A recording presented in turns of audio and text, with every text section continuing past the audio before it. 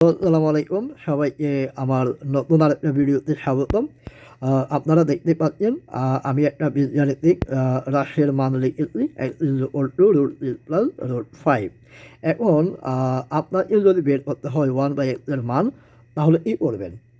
তো এই ক্ষেত্রে আমরা যেটা করি নর্মালি যেটা করি আমি ওইটাই দেখাবো। দেন আমি শর্টকাটে 10 সেকেন্ড বা তার কম সময়ের মধ্যে আপনি কীভাবে এই মানটা অথবা দেখিমাত্র কীভাবে এই মানটা আপনি বের করবেন তার সহজ নিয়ম দেখিয়ে দিব। তাহলে দেখা যাক আমরা নর্মালি যেটা করি 1/x এর মান লিখি এভাবে 1/√3+√5। দেন আমরা যেটা করি সেটা হচ্ছে কি যে মানটা আমার √3+√5 এটা প্লাসে থাকলে মাইনাস আমরা উপরে নিচে গুণাকারে প্রদর্শন করি। তাহলে দেখা যায় আমাদের এই নিচের একটা ফর্মুলা যে a+b * a-b ফলো করে।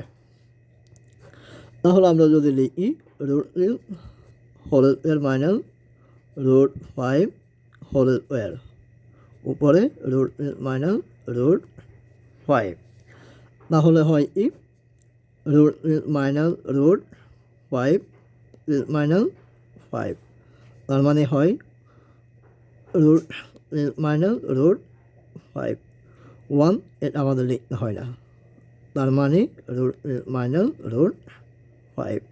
এখন কথা হচ্ছে এই মানটা √3+√5 আমরা যদি এদিকে একটু নজর দিই তাহলে দেখা যায় বড় মান এটা হচ্ছে ছোটো মান।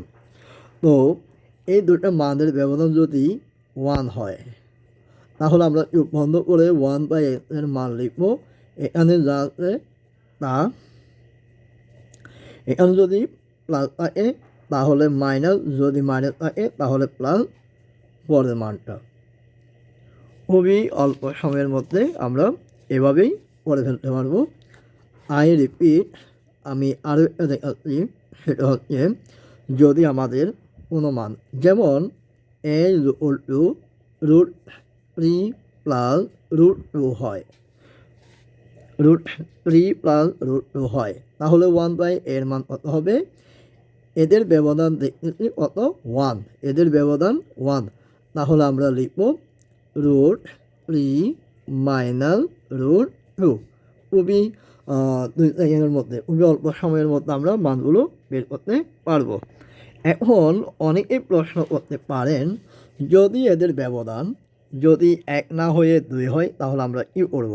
যেমন আমি একটা মান দিচ্ছি a=√5+√3, তাহলে এই ক্ষেত্রে 1/a সমান কত?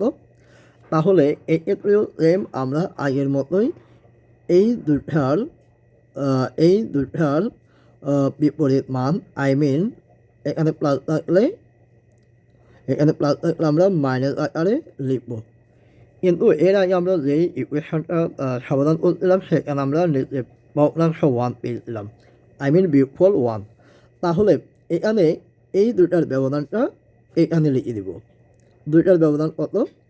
5 থেকে 3 বাদ দিলে হবে 2, তার মানে 1/a এর মান হবে √5−√3/2। এভাবে চাইলে আপনারা খুব অল্প সময়ের মধ্যে শুধু এই দুটো সংখ্যার ব্যবধান দেখে 1 হবে না 2 হবে এটা ডিপেন্ড করে আপনারা সমাধানটা বের করতে পারবেন। আশা করি এর মান দেওয়া থাকলে 1/a এর মান এভাবে বের করতে পারা যাবে। এটা আপনারা বুঝে গেছেন। সবাইকে ধন্যবাদ। আসসালামু আলাইকুম।